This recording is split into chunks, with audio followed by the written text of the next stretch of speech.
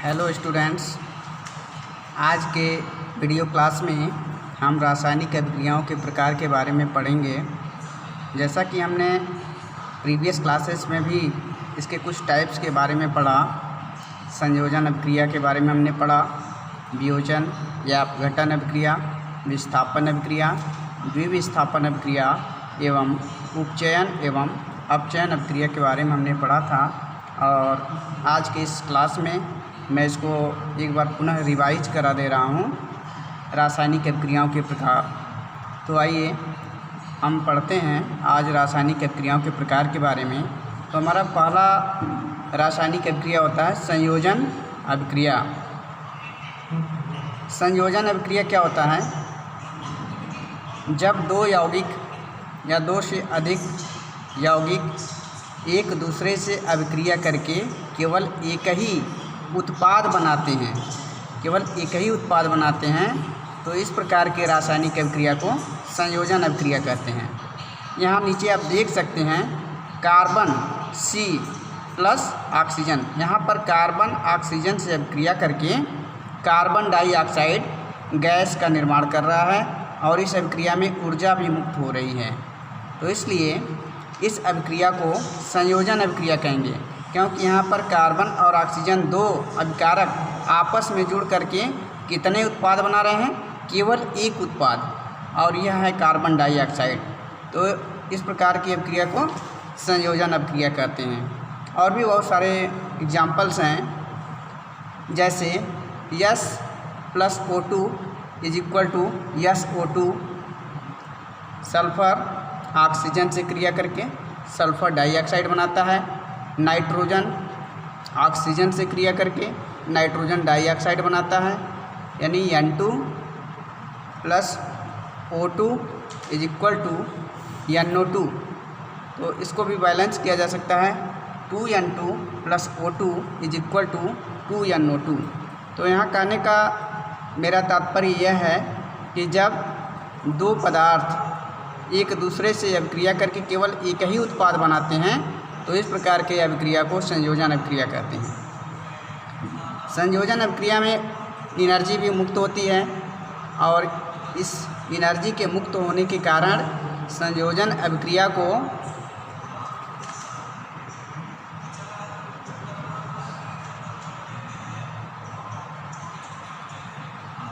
ऊष्माक्षेपी अभिक्रिया भी कहते हैं। ऊष्माक्षेपी अभिक्रिया क्यों कहते हैं संयोजन अभिक्रिया को? क्योंकि इन सभी अभिक्रिया में अभिक्रिया के दौरान ऊर्जा मुक्त होती है, इसलिए इसे ऊष्माक्षेपी अभिक्रिया भी कहते हैं। नेक्स्ट टॉपिक है हमारा सेकंड रासायनिक अभिक्रिया है वियोजन अभिक्रिया। वियोजन अभिक्रियाओं को अपघटन अभिक्रिया भी कहते हैं। इसका रीज़न यह है कि जब किसी कंपाउंड को, किसी यौगिक को गर्म करते हैं, तो वह यौगिक गर्म होने के बाद दो या दो से अधिक पार्ट में अलग अलग डिवाइड हो जाता है, दो भागों में अपघटित हो जाता है, टूट करके चेंज हो जाता है, बदल जाता है। इसलिए इस अभिक्रिया को वियोजन अभिक्रिया कहते हैं। कोई भी कंपाउंड, एक कंपाउंड दो भागों में वियोजित हो जाता है, कोई यौगिक दो भागों में अपघटित हो जाता है, इसीलिए इसे वियोजन अभिक्रिया या अपघटन अभिक्रिया भी कहते हैं। यहाँ एग्जाम्पल देखिए, जब कैल्शियम कार्बोनेट, यहाँ देखिए CaCO3, कैल्शियम कार्बोनेट को हम गर्म करते हैं। जैसे ही इस यौगिक को, कंपाउंड को गर्म करते हैं, तो इसमें से एक गैस उत्पन्न होती है, कार्बन डाइऑक्साइड। यह गैस यहाँ देखिए एक सीधा तीर को दिखाए हैं, यह तीर यह इंडिकेट कर रहा है कि यह गैस के फॉर्म में है। तो यहाँ पर कैल्शियम कार्बोनेट को गर्म करने पर कैल्शियम ऑक्साइड चूना का निर्माण हो जाता है, और इसमें से कार्बन डाइऑक्साइड गैस मुक्त हो जाती है। तो यह अपघटन अभिक्रिया होता है।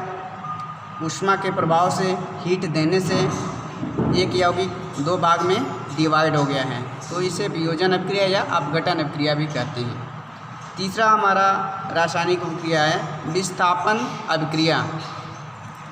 विस्थापन अभिक्रिया क्या होता है?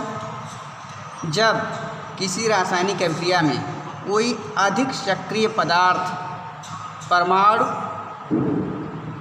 या परमाणु का समूह किसी कम सक्रिय पदार्थ को या मूलक को विस्थापित करके उसका जगह स्वयं ले लेता है, तो इस प्रकार के रासायनिक अभिक्रिया को विस्थापन अभिक्रिया कहते हैं। फॉर एग्जांपल यहाँ देख सकते हैं, जब जिंक या आयरन, देखिए जब जिंक या आयरन या कॉपर सल्फेट से अभिक्रिया करते हैं CuSO4 से, या तो जिंक कॉपर सल्फेट से अभिक्रिया करें या तो आयरन कॉपर सल्फेट से अभिक्रिया करें, तो दोनों में से कोई भी पदार्थ जब कॉपर सल्फेट से अभिक्रिया करता है तो यह जिंक बहुत ज़्यादा सक्रिय होता है, आयरन भी बहुत ज़्यादा सक्रिय होता है, किसकी तुलना में? कॉपर की तुलना में। तो यह जिंक या आयरन कॉपर से अधिक सक्रिय होने के कारण कॉपर को इसके जगह से विस्थापित कर देता है और इसका जगह स्वयं ग्रहण कर लेता है और एक कंपाउंड बनाता है। जब जिंक कॉपर को हटा करके इसका जगह खुद ही ले लेता है तो कौन सा कंपाउंड आगे बनेगा? Zinc sulphate. यहाँ देख सकते हैं जिंक सल्फेट, या तो जिंक सल्फेट।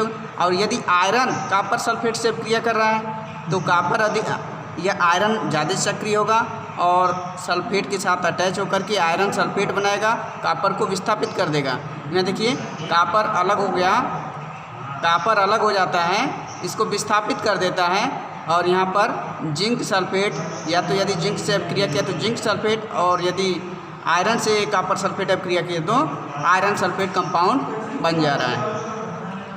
तो इस तरह से जब अधिक सक्रिय पदार्थ किसी कम सक्रिय पदार्थ को विस्थापित कर देता है तो ऐसी रासायनिक अभिक्रिया को विस्थापन अभिक्रिया कहते हैं। तो यहाँ अलग अलग भी आप लिख सकते हैं, ऐसे भी लिख सकते हैं। देखिए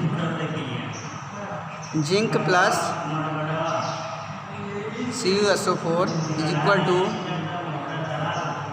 जिंक सल्फेट प्लस कॉपर, ऐसे भी लिख सकते हैं। या तो ऐसे लिखिए Fe प्लस USO4 या FeSO4 प्लस कॉपर। तो यहाँ देख सकते हैं दोनों कंडीशन में कॉपर को विस्थापित कर दे रहा है, कम सक्रिय है इसलिए उसको अपने स्थान से हटा करके उसका जगह खुद ही ले रहा है। आइए नेक्स्ट रासायनिक अभिक्रिया के बारे में जानते हैं, द्विविस्थापन अभिक्रिया। द्विविस्थापन अभिक्रिया क्या होता है? जब ऐसी रासायनिक अभिक्रिया जिसमें कोई यौगिक,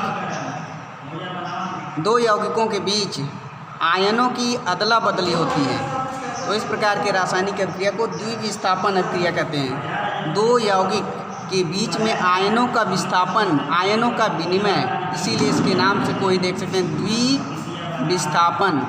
द्विविस्थापन का मतलब हो गया दो यौगिक के बीच में आयनों का आपस में विस्थापन, आयनों का अदला बदली। तो यहाँ देख सकते हैं AgNO3 सिल्वर नाइट्रेट, यह किससे अभिक्रिया कर रहा है? सोडियम क्लोराइड से। यहाँ पर सिल्वर एक अलग आयन बन जाएगा सिल्वर आयन, और यहाँ एक अलग आयन बन जाएगा नाइट्रेट आयन। सिल्वर आयन और नाइट्रेट आयन इस कंपाउंड से बनेगा सिल्वर नाइट्रेट से, और सोडियम क्लोराइड से सोडियम आयन और क्लोरीन आयन। दोनों आयन अलग अलग हो जाते हैं अभिक्रिया के दौरान, और पहले का आयन दूसरे के आयन से अटैच होता है और दूसरे का आयन पहले आयन से अटैच होता है। यहाँ देखिए सिल्वर क्लोरीन से जुड़ता है और सोडियम नाइट्रेट से जुड़ता है। तो यहाँ देखिए AgCl, यहाँ बन गया Ag, सिल्वर क्लोराइड का सफ़ेद अवक्षेप मिलता है तो AgCl। यहाँ देखिए AgCl के साथ जुड़ा है और सोडियम नाइट्रेट के साथ जुड़ा है, तो सिल्वर क्लोराइड और सोडियम नाइट्रेट दोनों यौगिक के बीच में क्या हुआ है? आयनों का अदला बदली हुआ है, आयनों का विस्थापन हुआ है, इसलिए। और यहाँ देखिए सोडियम नाइट्रेट, यहाँ देखिए सोडियम नाइट्रेट, AgCl और सोडियम नाइट्रेट। इसी कारण इस रासायनिक अभिक्रिया को द्विविस्थापन अभिक्रिया कहते हैं। नेक्स्ट हमारा रासायनिक अभिक्रिया है उपचयन एवं अपचयन। उपचयन क्या होता है? अपचयन क्या होता है? जब किसी रासायनिक अभिक्रिया में उप का मतलब होता है निर्माण। आप इसको ध्यान से देखिए, उपचयन अपचयन। केवल इन शब्दों को ध्यान से देखिए। उप का मतलब होता है निर्माण, अप का मतलब होता है विनाश। तो जब किसी रासायनिक अभिक्रिया में किसी कंपाउंड के साथ ऑक्सीजन का योग हो, किसी यौगिक के साथ ऑक्सीजन का जुड़ाव हो, योग हो, तो उस रासायनिक अभिक्रिया को उपचयन कहते हैं। और जब किसी रासायनिक अभिक्रिया में ऑक्सीजन का ह्रास हो, तो उस रासायनिक अभिक्रिया को अपचयन अभिक्रिया कहते हैं। यहाँ एग्जाम्पल देखिए ध्यान से। Copper oxide CuO, copper oxide यह अभिक्रिया कर रहा है हाइड्रोजन से CuO+H2 और बना रहा है Cu+H2O। यह कॉपर अलग हो गया और H2 ऑक्सीजन के साथ अटैच हो गया तो H2O बनाया और यह कॉपर अलग हो गया। तो यहाँ देखिए डेफिनेशन उपचयन की परिभाषा क्या है। जब किसी रासायनिक अभिक्रिया में किसी यौगिक के साथ ऑक्सीजन जुड़ता है तो उसे उपचयन कहते हैं। और जब किसी रासायनिक अभिक्रिया में किसी यौगिक के साथ से जो ऑक्सीजन जुड़ा होता है वह ऑक्सीजन यदि हट जाता है तो इस रासायनिक अभिक्रिया को अपचयन कहते हैं। तो इस एग्जाम्पल में देखिए, यह हाइड्रोजन है, इसके साथ ऑक्सीजन नहीं है और बाद में अभिक्रिया होने के बाद H2O बन गया, यानी इस हाइड्रोजन के साथ ऑक्सीजन अटैच हो गया। इस हाइड्रोजन के साथ कॉपर ऑक्साइड का ऑक्सीजन H2 के साथ जुड़ गया और यह बना H2O। तो इसलिए यौगिक के साथ किसका योग हुआ? ऑक्सीजन का। तो इस रासायनिक अभिक्रिया को हम क्या कहेंगे? उपचयन। ऑक्सीजन का योग उपचयन और ऑक्सीजन का ह्रास अपचयन। तो यहाँ देखिए, इधर देखिए, क्यूप्रस ऑक्साइड कॉपर ऑक्साइड है, तो इसमें से यह कंपाउंड अपने अंदर से कॉपर को विस्थापित कर दिया। तो इसमें से कॉपर जब विस्थापित हो गया, क्यूप्रस ऑक्साइड का कॉपर के रूप में अपचयन हुआ है। क्यूप्रस ऑक्साइड का कॉपर के रूप में अपचयन क्यों हुआ है? क्योंकि ऑक्सीजन का ह्रास हुआ है। तो यह टॉपिक भी आपका क्लियर है लगभग। ऑक्सीजन का जब किसी कंपाउंड के साथ योग हो तो उपचयन, और जब ऑक्सीजन का ह्रास हो तो अपचयन होता है। और दोनों अभिक्रियाएं साथ साथ चलती हैं, इसलिए इस अभिक्रिया को रिडॉक्स अभिक्रिया भी कहते हैं। उपचयन और अपचयन अभिक्रिया को सामूहिक रूप से रिडॉक्स अभिक्रिया भी कहते हैं। रिडॉक्स अभिक्रिया क्यों कहते हैं? क्योंकि दोनों अभिक्रियाएं उपचयन और अपचयन एक साथ साथ होती हैं, इसलिए यह रिडॉक्स अभिक्रिया कहलाती हैं।